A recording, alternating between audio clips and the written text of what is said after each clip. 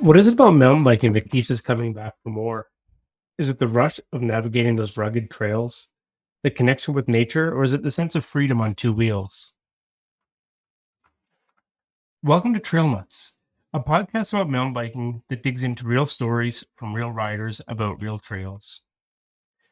I'm your host, Marc LeBlanc, and in this first episode, I'll be sharing my story, kind of my origin story about where my love for mountain biking began, how it's evolved over the years, and we'll dig into the passion that drove me to launch this Trail Nutz podcast.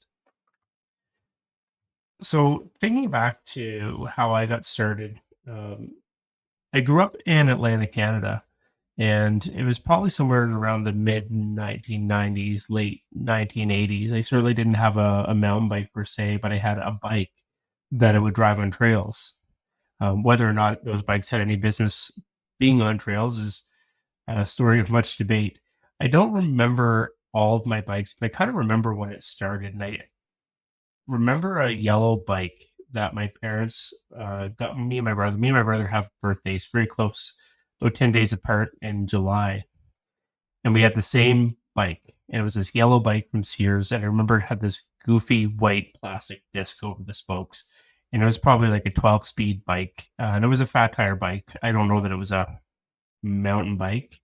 I don't remember the brand or the components or any of that. But this bike was really the first foray into any sort of off-road riding. We summered at this place called Crystal Beach, which was the Kings Peninsula, just outside of St. John, New Brunswick.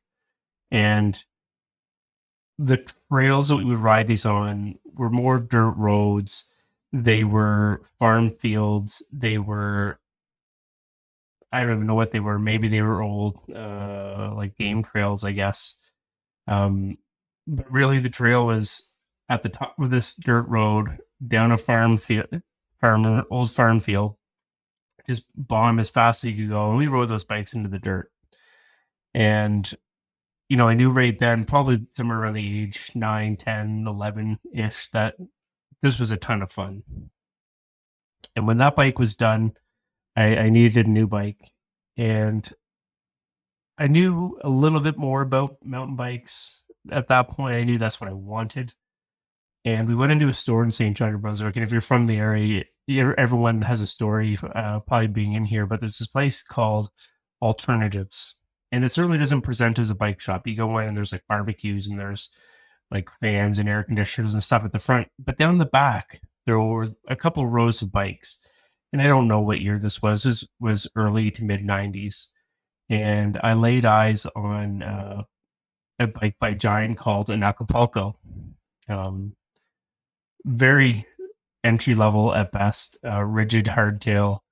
Don't know the componentry again because I wasn't that into mountain bikes quite yet. This was probably 13, 14 years in age. And I got that thing and I outfitted it with the old barons that we used to get in the 90s and the toe buckets before people were getting into clipper shoes. And I kind of rinse and repeat. I got this thing onto trails that really had no business being on with it, and just beat the crap out of it.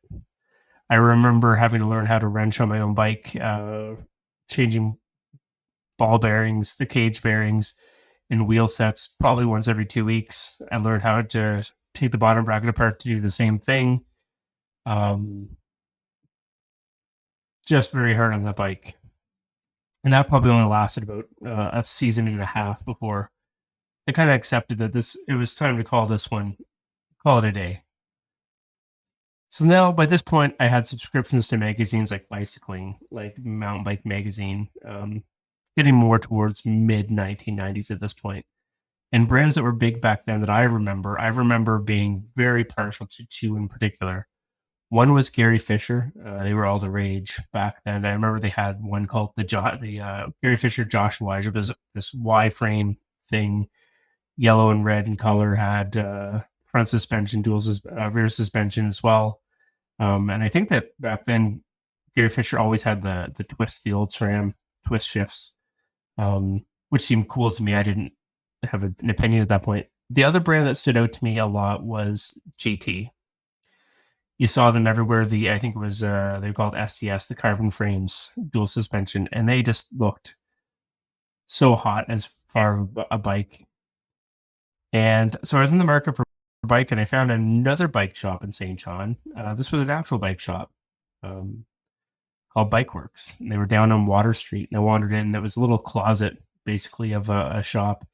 They didn't have a whole lot of space, but by geez, they had GT mountain bikes. And I laid eyes on one that was just a little bit out of my price range. Um, that affectionately became known as the Green Machine. It was a GT Timberline, probably somewhere around 1996. Still fairly low end, but the big upgrade for me on this bike, this was my first bike with suspension. It was a RockShox, and it wasn't a Judy. It was whatever was just one below that at the time. And not only was it the first intro to a real mountain bike, it had some decent componentry. It had the suspension. I still did the bar ends thing because that was still in at the time. But going into a shop like that, I really was invited into a community because I discovered that they ran this once a week club ride on Wednesday nights. And I got introduced to some real mountain bike trails. Before that, I was still doing kind of ATV trails or weird farm trails, like nothing too crazy. But in St. John, we had some great trail networks at Rockwood Park, at out behind the oil refinery in Eastside St. John. We had trails at Irving Nature Park that we would sneak into at night during hunting season to kind of make sure that we were staying safe. But I was joining this community of experienced riders that knew where these trails were. And I quickly learned a couple of things. One, I upped my skills because I was learning from these older, more experienced riders and learning kind of what people were into. That went on for a while. I ended up working at that shop once I relocated to Union Street, St. John. They were there for a number of years. That was a lot of fun. Um, Being so immersed, mountain biking was a way of life. I remember I was biking to university. Then when the university wrapped up, I'd bike over to the shop. I would be hanging out, waiting for them to close so we could go riding. And eventually they kind of said, well, you're hanging out every day anyway. You might as well have a job. Um, that evolved to riding every day, riding with the club, working at the shop. And then I got introduced to racing, which was a lot of fun too, racing around New Brunswick. After that, I was still riding the GT Timberline. At one point, I upgraded to a GT Avalanche, late 1990s, probably 99, 90, 2000 sort of time frame. Somewhere around then as well, I relocated to PEI. I was living in Charlottetown, and I started working at a bike shop called Smooth Cycle, which unfortunately is no longer around. Um, and I got introduced to yet another group of great riders and understanding what kind of trails they had there. Still racing, race a lot through PEI, through Nova Scotia, and back in New Brunswick, because Atlantic Canada is all really close. And I did some great events there, racing and riding at Brookville and PEI. There was an old 8-hour race that used to happen at Martok, 8 Hours of Martok, it was called. Riding a lot. And the fun thing about back then was I was essentially a broke student. So I was going to Holland College in Charlottetown, and I had no money for a vehicle. So if I wanted to ride to Brookville, I had to ride from Charlottetown to Brookville and back. And if I sort of recall, I think it was probably about a 45 to 50-minute ride out. You'd ride for 50 minutes to an hour on the trails and then another hour back because you're tired by then. I thought real fast, real strong doing that. That was a great time back then, early 2000s, late 90s in Atlantic Canada.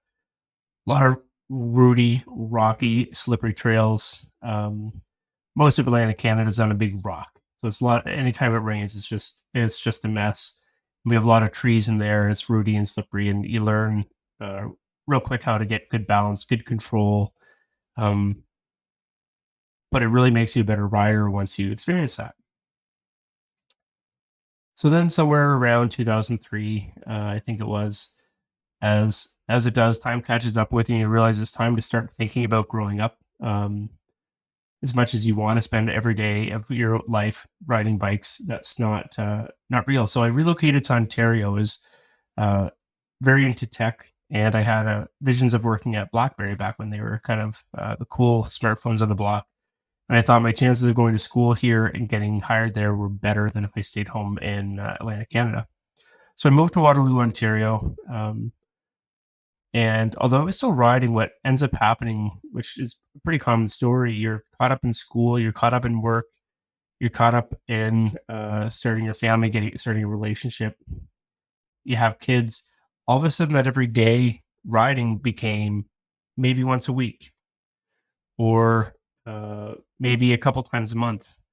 I suspect probably at the low point for me, it was probably around once a month at best.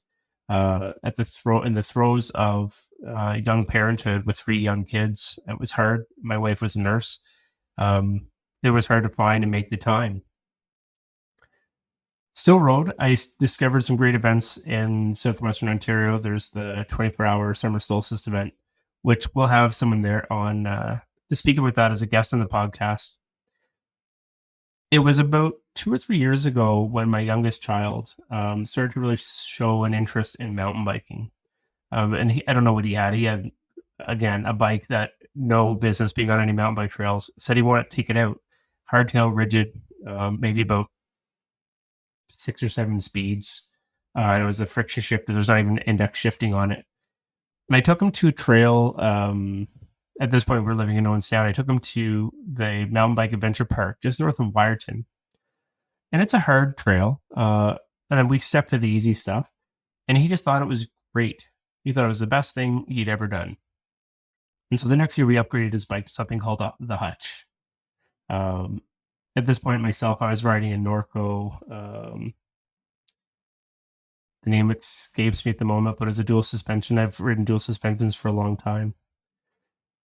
And we upgraded him to one with suspension, index shifting, same thing. Thought it was great. We got introduced to some good trails, kind of on purpose. We invested in a camper trailer because our family likes to be outdoors in nature and just getting away from life and taking a break. And this was in the summer of 2022. And I said, Keenan, my youngest child, I said, every time we go camping, I want to make sure we make a point to find local trails. And we did that.